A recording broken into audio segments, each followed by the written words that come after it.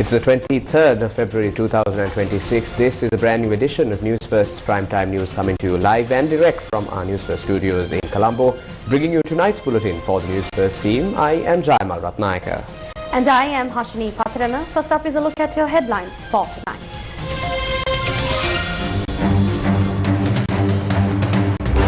$3,500 metric ton LPG vessel to arrive on the 27th, says laughs.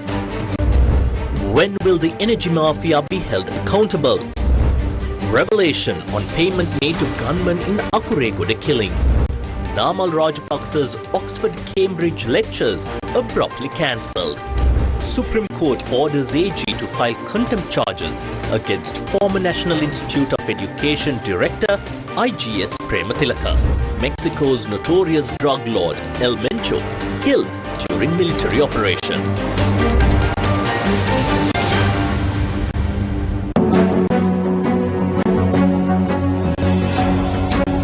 Energy Mafia. On to your top story for tonight. According to Laughs Gas, a vessel carrying 3,500 metric tons of LP gas will arrive in Sri Lanka on the 27th. CEO Nalinda Surya says the consignment will be released to the market immediately from the 28th. The vessel is currently near the Maldives and loading is expected to be completed tomorrow. Laughs also announced that another 3,500 metric ton shipment is scheduled to arrive 8 days after the first ship.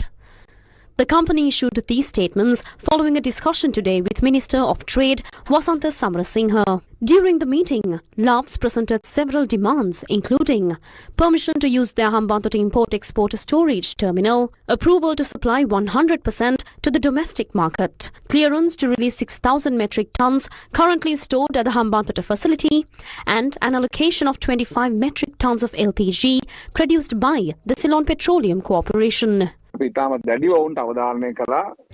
it to their attention that, as a company, if they have taken money from consumers and kept deposits to supply gas cylinders, then supplying gas to consumers is their responsibility.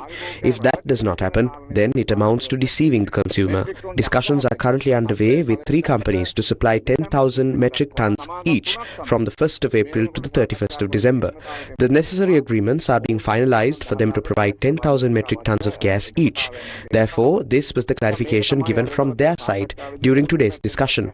As a government, we clearly told them that the consumers should not be deceived any further and that they must take steps to provide gas to consumers.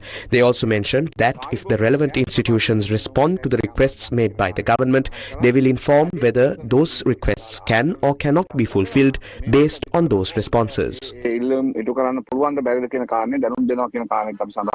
The suspension of Laughs gas distribution created a shortage in the market, increasing demand for litro gas, which reports that it has increased its daily supply to 1,500 metric tons.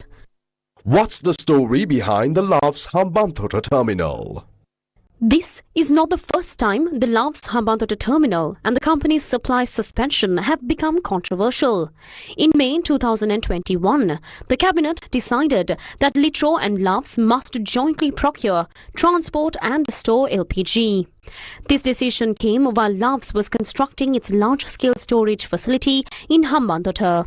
In June 2021, a sudden Laughs gas shortage hit the market. The shortage emerged as both companies were demanding a price increase. The Consumer Affairs Authority refused to approve the price hike. Laughs then halted imports. Around this time, Litro's then chairman Anil Koswata was removed and replaced by Teshara Jaisinghe. Litro held around 80% market share, making it the dominant player. Teshara Jaisinghe then proposed supplying gas even to Laughs branded cylinders.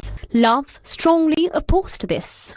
Amid the conflict, in August 2021, the Consumer Affairs Authority approved gas price increases for both companies. Soon after, a new joint import company named Siolit was established. While appointments for the new company were being finalized, the presidential secretary suspended the implementation. Then, the country began experiencing gas-related explosions, reported in multiple locations. All of this unfolded during 2021 and 2022, when Sri Lankans were suffering through the worst economic crisis in decades. ඔය gas company දෙකක් කියලා අපිට පේන්න තිබුණාට ඔතන Although we saw two companies, Litro and Laughs, in reality both were controlled by the same group. In 2020, the government attempted to allow Litro to receive supplies through the same terminal. They tried to push a joint procurement plan through cabinet in a rush. We opposed it, and that's why it stopped. Otherwise today, both separate companies would be controlled by the same clique. For example, the former chairman of Litro, Mudalige, left and directly joined Laughs. Anil Koswatta, appointed by President Gotabaya, openly said at a media briefing that the two sides were coordinating. So what we have is essentially a monopoly. Through this mafia, the country's energy, especially LPG, which is a national necessity, is being cornered. That is what is happening in this country.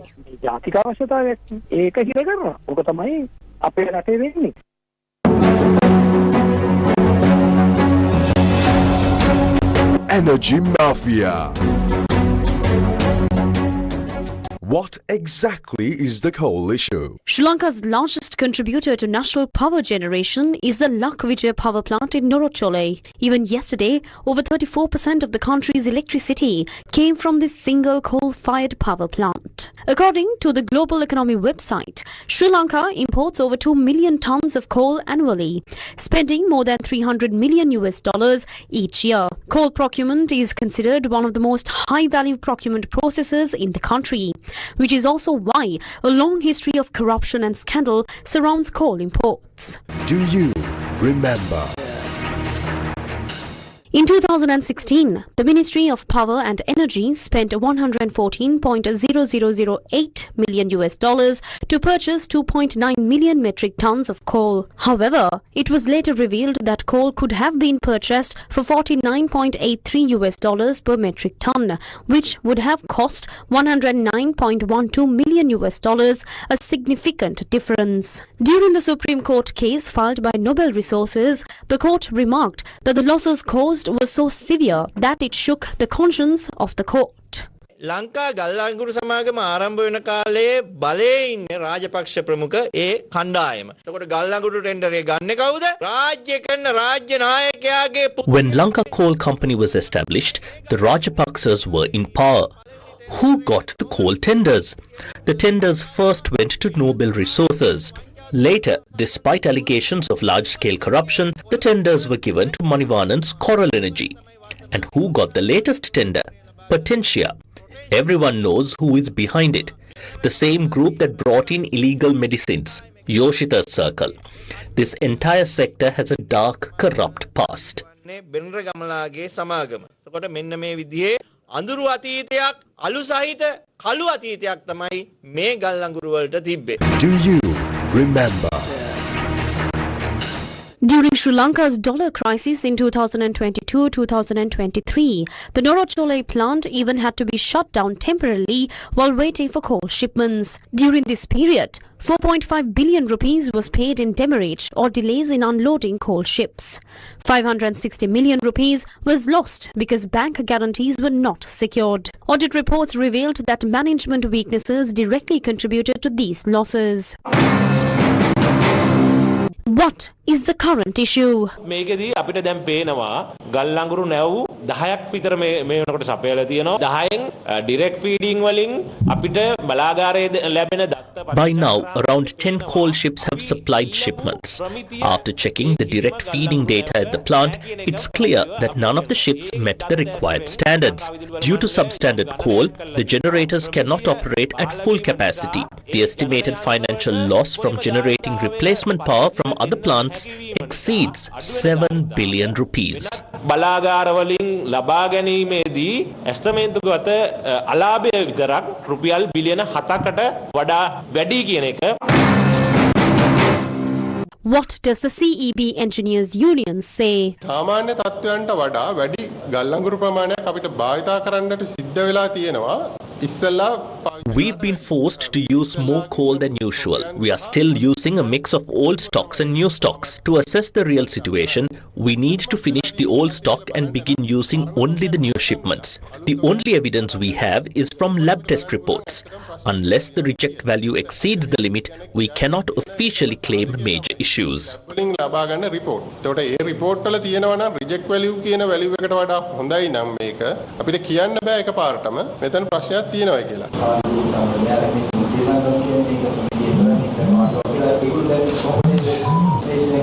ඒගොල්ලෝ කොහොමද විශ්ලේෂණය කරන්නේ කියලා ඒගොල්ලන්ගෙන් තමයි දැනගන්න වෙන්නේ. අපි කියන්නේ අපිට තියෙන කරුණු මතනේ අපි ප්‍රකාශ නිකුත් කරන්නේ. අපි අන්තගාමී ප්‍රකාශ නිකුත් කරන්න බෑ අපිට. Clarification from the Ceylon Electricity Workers Union. We are not saying that there has been fraud or corruption, but the people are saying it. The opposition is saying it. Consumer groups are saying it. So the best thing for the government and the minister is to come forward transparently and explain the tender process and all related matters. What is the position of the Frontline Socialist Party? ගල්ලංගුරු සම්බන්ධ ප්‍රශ්නේ ගත්තොත් නම් මාලිමා ආණ්ඩුව හොරකම් කළාද කියලා කියන්න අපිට සාක්ෂියක් ලොකුවට නැහැ. අපිට ඒක හොයන්නත් බෑ. හැබැයි මේකේ හරි පැහැදිලි Regarding the coal issue, we cannot say the government stole money. We don't have that evidence. But there is a very clear issue here.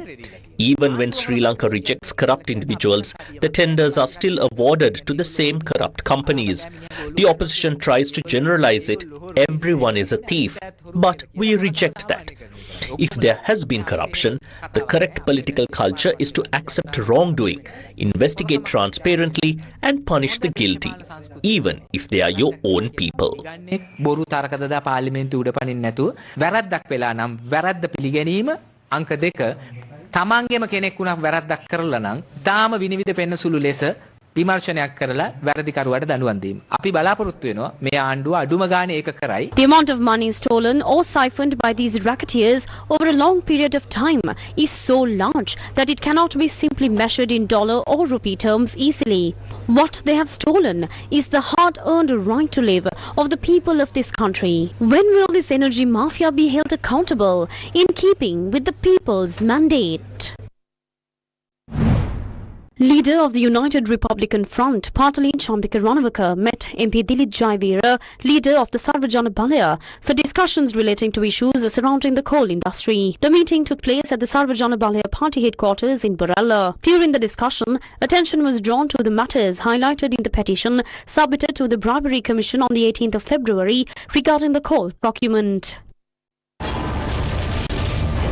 Do you remember the data deletion scandal at the National Medicines Regulatory Authority? Here is a reminder of this unresolved data heist. A complaint is filed with the CID for the first time, claiming that data stored on the government cloud belonging to the National Medicines Regulatory Authority or the NMRA had been deleted. However, sensitive datasets, including national ID details, land deeds, sign maps, bank account numbers, criminal case files and court records erased from the government cloud. How was this possible when NMRA approval is mandatory for importing or manufacturing any medicine or medical device in Sri Lanka?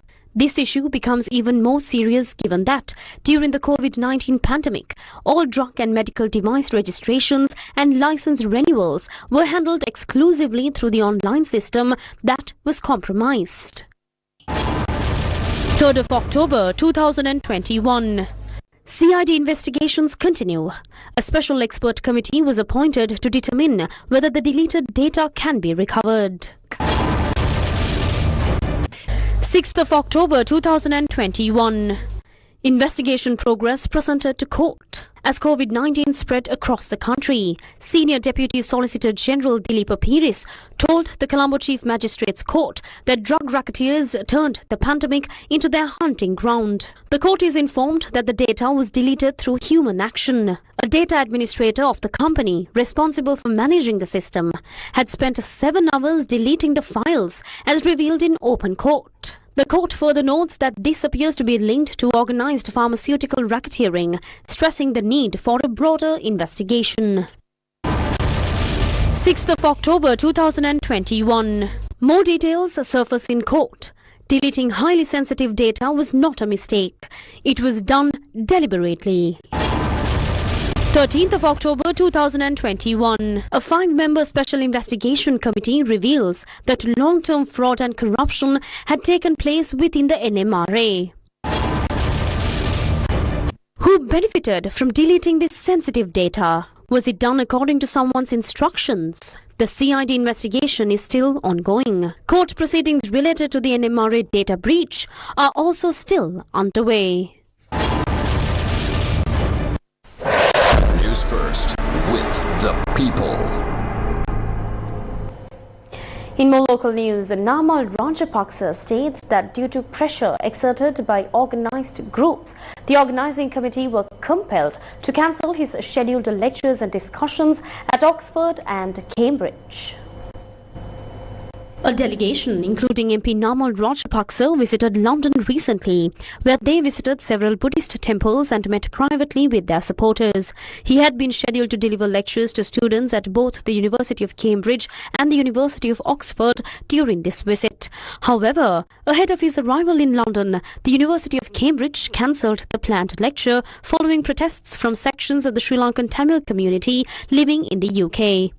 The Student Union at the University of Oxford also issued a statement today confirming that the lecture scheduled to be held there had been cancelled. Meanwhile, commenting on the cancellations, Namal Rajapaksa said that although he accepted the invitation unconditionally, the organisers were forced to withdraw the events due to pressure exerted by organised groups.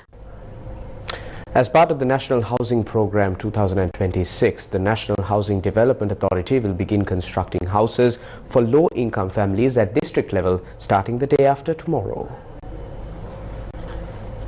This year, under the National Housing Programme 2026, we plan to build 31,000 houses across 6 institutions under my ministry. Out of these, around 25,000 houses will be constructed through direct financial assistance.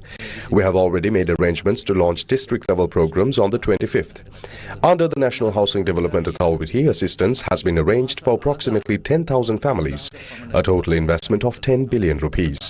Through the Housing Authority, each selected family will receive a grant of 1 million rupees to build their home.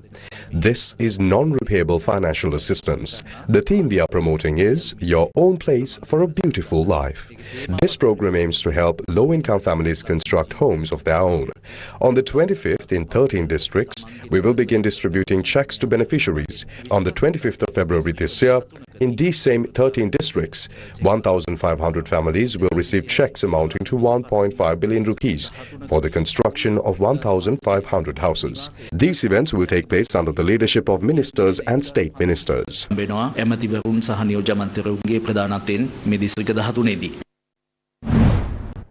The issuing of land ownership deeds will officially begin on the 27th of February under the patronage of President Anurukumara Dissanayaka, with the North Central Province as the focal point.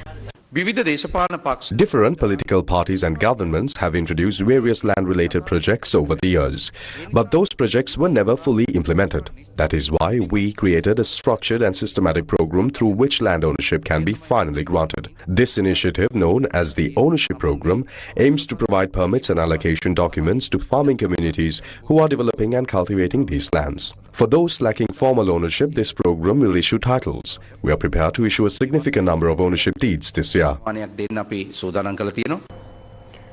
A key suspect arrested over the Akuregoda double murder has revealed that he carried out the shooting for a payment of 100,000 rupees. The disclosure was made during questioning, where the gunman stated that the payment had been given by an organised criminal known as Karandeni Sudha. Investigators also said the suspect claimed Karandeni Sudha had previously provided 150,000 rupees to fund a celebratory event for the suspect's niece. The arrested gunman is currently being questioned under a 72-hour detention order. Police added that steps are being taken to obtain a 90-day detention order for further investigations. According to investigators, the suspect is a close associate of Karandeni Sudha and had previously been imprisoned over a robbery. They further revealed that he was released on bail through the intervention of Karandeni Sudha. Attorney at law Buddhika Mallavarachi and his wife were shot dead in Akuregoda Thalangama on the afternoon of the 13th of February. Family members of the individuals sentenced to death for the killing of parliamentarian Akuregoda and his security officer arrived at the presidential secretariat today. Relatives of all 12 convicts visited the presidential secretariat to hand over a letter to the president requesting presidential pardon for those who received the death sentence.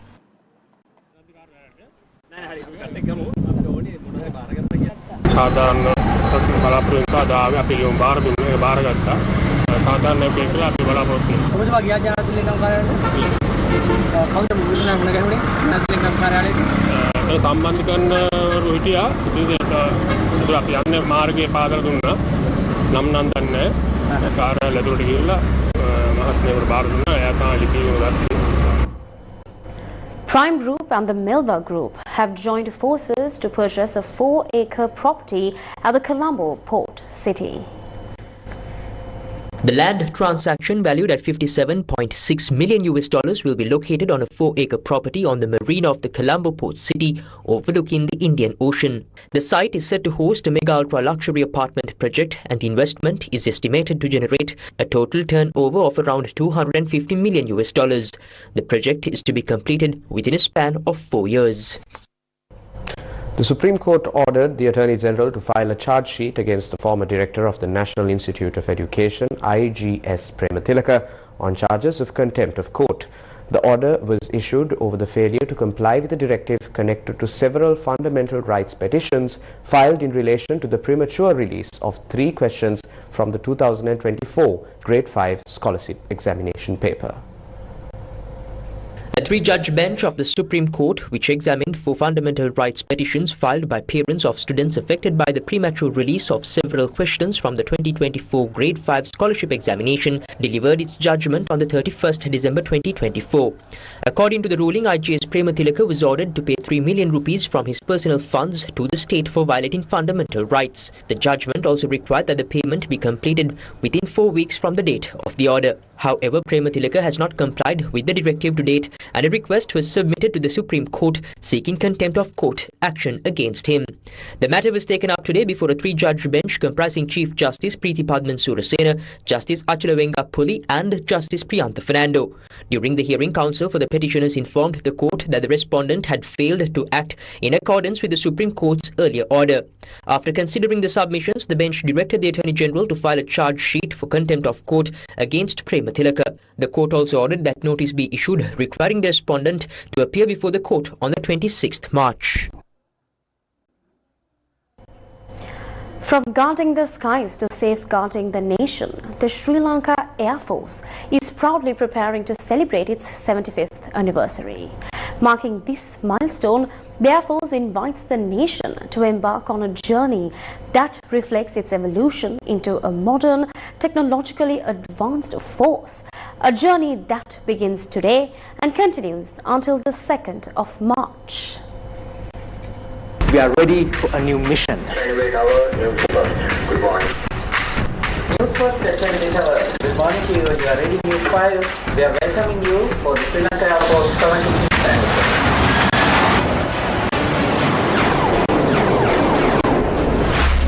Sri Lankan Sky Warriors.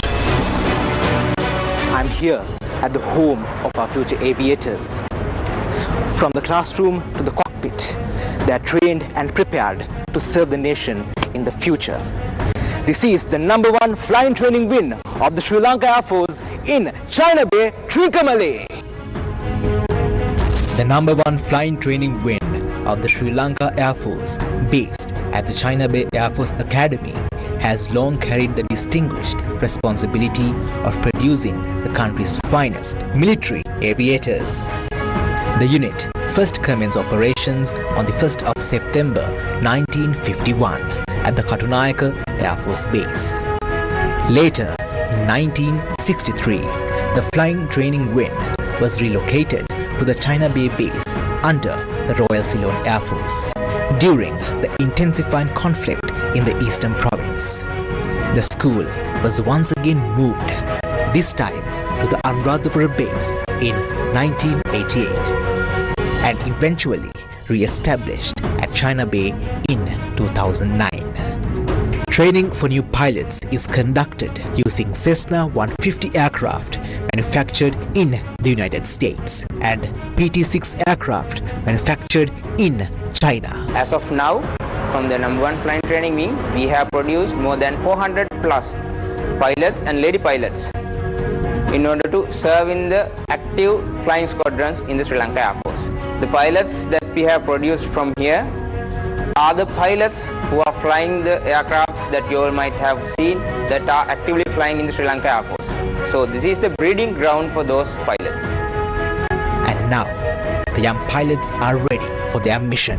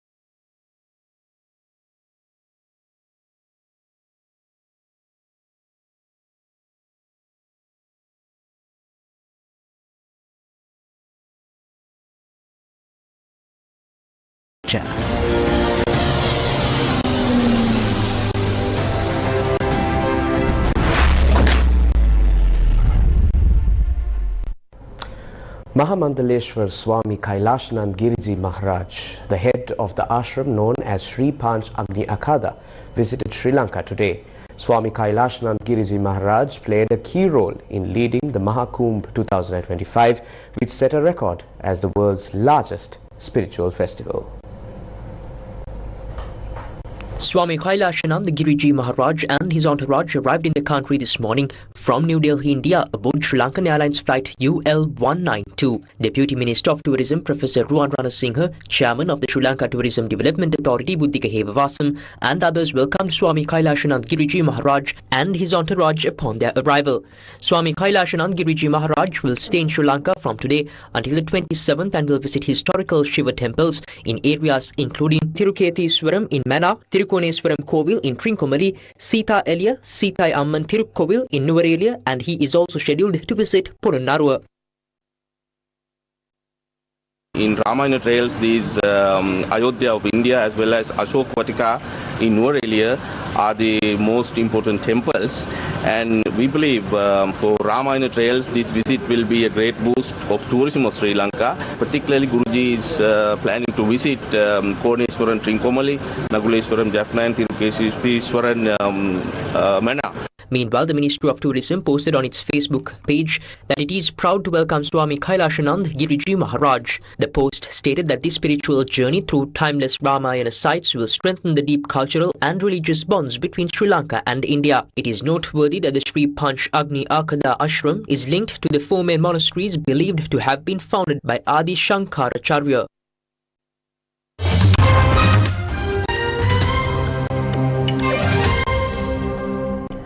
United Nations High Commissioner for Human Rights Volker Turk argued that the principles of human rights were being forged in the fires of revolution and rebellion long before they were ever codified. Turk highlighted several pivotal historical moments that laid the groundwork for today's international standards. He made this statement during the 61st regular session of the Human Rights Council today. Excellencies, developments around the world point to a deeply worrying trend. Domination and supremacy are making a comeback. If we listen to the rhetoric of some leaders, what lurks behind it is a belief that they are above the law and above the UN Charter. They claim exceptional status, exceptional danger, or exceptional moral judgment to pursue their own agenda at any cost. And why wouldn't they try when they are unlikely to face consequences? They build and sustain systems that perpetuate inequalities within and between countries. Some weaponize their economic leverage. They spread disinformation to distract, silence, and marginalize. A tight clique of tech tycoons controls an outside proportion of global information flows, distorting public debate, markets, and even governance systems. Corporate and state interests ravage our environment, robbing the riches of the earth for their own gain. But at the same time, people are not watching all this from the sidelines. They are activating their power from the ground up. Excellences, les droits humains ne sont pas apparus comme par magie. Your Excellencies, human rights did not magically appear with the Universal Declaration on the 10th of December 1948.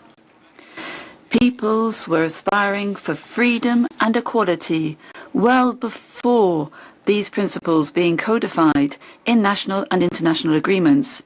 Mothers marched together to call for justice for their disappeared children from Argentina to Sri Lanka. And young people made their voices heard for climate justice. Et les jeunes ont fait entendre leur voix pour la justice climatique. Human rights are the thread that runs through all these movements.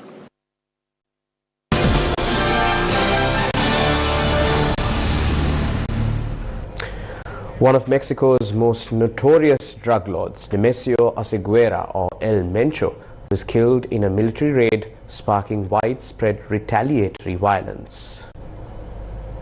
Mexico's President Claudia Sheinbaum has been under mounting pressure from Washington to intensify her offensive against drug cartels blamed for producing and smuggling drugs, particularly the synthetic opioid fentanyl, across the border to the United States. According to Mexico's Defense Ministry, Nemesio Oseguera or El Mencho, the mastermind of the powerful Jalisco New Generation Cartel or CJNG, died in custody after being injured in a military operation by Mexican special forces in the town of Tapalpa on Mexico's Pacific coast in Jalisco state. His corpse arrived in Mexico City yesterday afternoon in a heavily guarded convoy of National Guard troops. On Sunday, foreign media reported that a new US military-led task force played a role in the raid led and carried out by Mexican forces. The White House later posted on social media that the United States provided intelligence support. It added that the Trump administration commends and thanks the Mexican military for their cooperation and successful execution of this operation.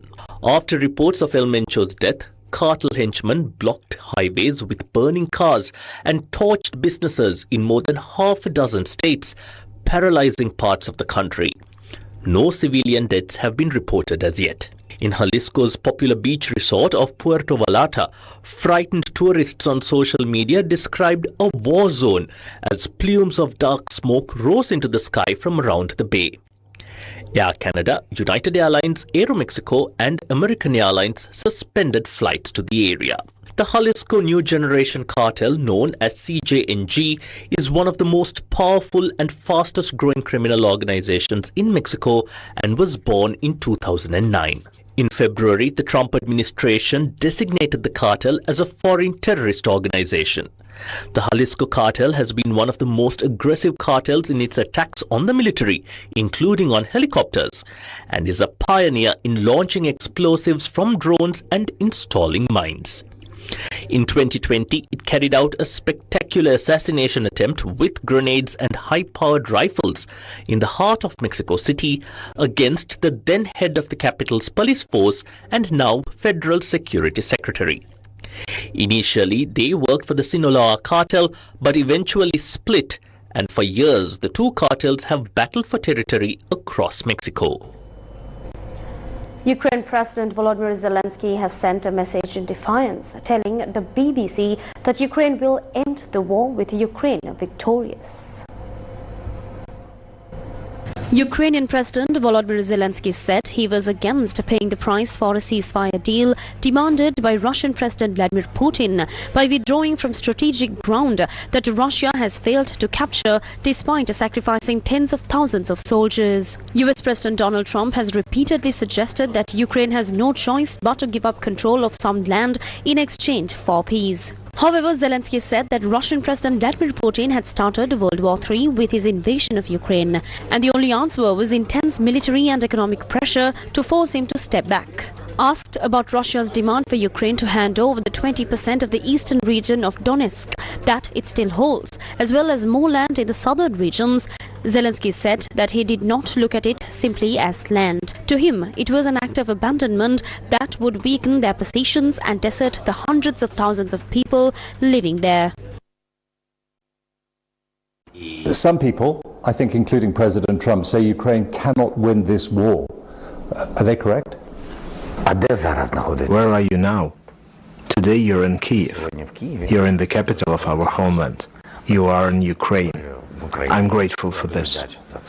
Will we lose? Of course not, because we are fighting for Ukraine's independence. You're not saying that victory means getting all the land back, are you?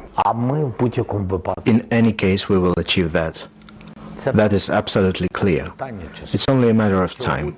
To do it today would mean losing a huge number of people, millions of people, because the Russian army is large, and we understand the cost of such steps. We would not have enough people. We would be losing them. And what is land without people? Honestly, nothing. And we also do not have a sufficient amount of weapons. That depends not only on us, but on our partners. As of today, this is not available. But returning to the just borders of 1991 is without a doubt a victory for justice. When Joe Biden was US president, he was worried about Putin's nuclear threats, nuclear saber rattling, fear of World War III. Does Trump think the same way? We have different views regarding a third world war. I believe that Putin has already started it.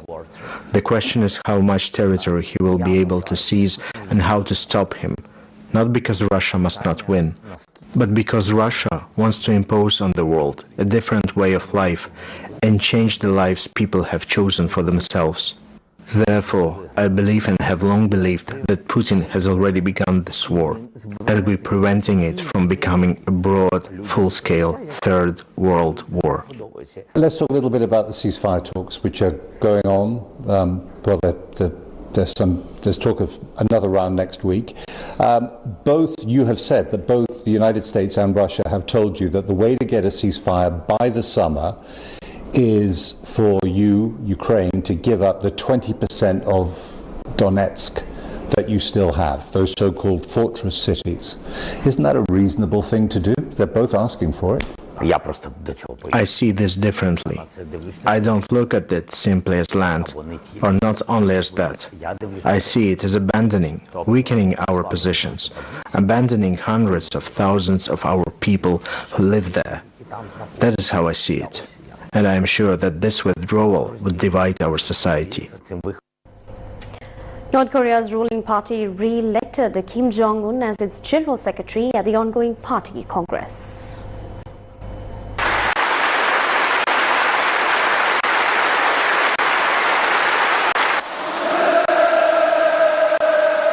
Touting the rapid improvement of the country's nuclear-based war deterrence under his leadership, North Korea's ruling party re-elected Kim Jong-un as its general secretary at the ongoing party congress.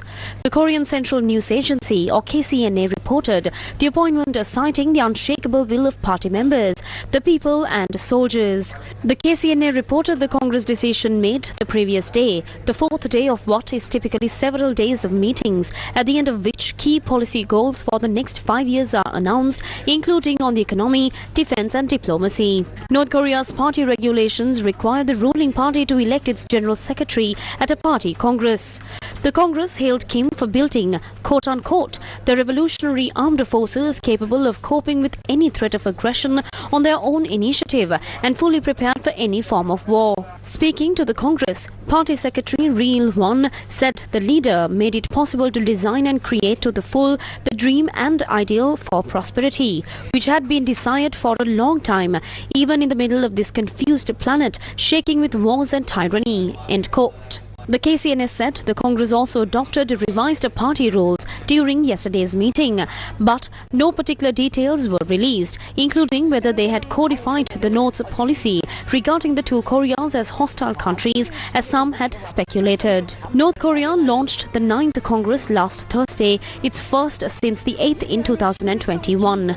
The Congress is the highest decision-making body in North Korea.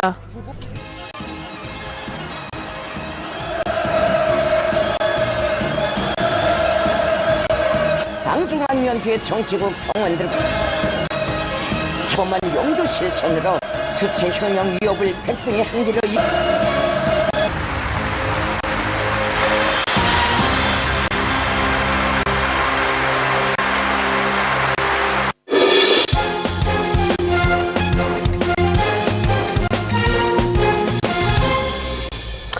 Finally, in sports, the Super 8 encounter between Zimbabwe and the West Indies of the ICC T20 World Cup 2026 is currently underway at the Wankhede Stadium in Mumbai. Invited to bat first, West Indies put on a ruthless display to reach a total of 254 runs for the loss of 6 wickets in their allotted 20 overs. Shimrod Hetmeyer top scored for the Windies with 81 runs off just 34 balls. Chasing a target of 255 for victory, Zimbabwe are struggling to make ground after losing 3 wickets in their first 3 overs, with the scoreboard just reading 20 runs. They are currently on 47 runs for the loss of 3 wickets at the end of 6 overs. And that's a wrap of Primetime News for tonight. Thank you for watching. Good night. night.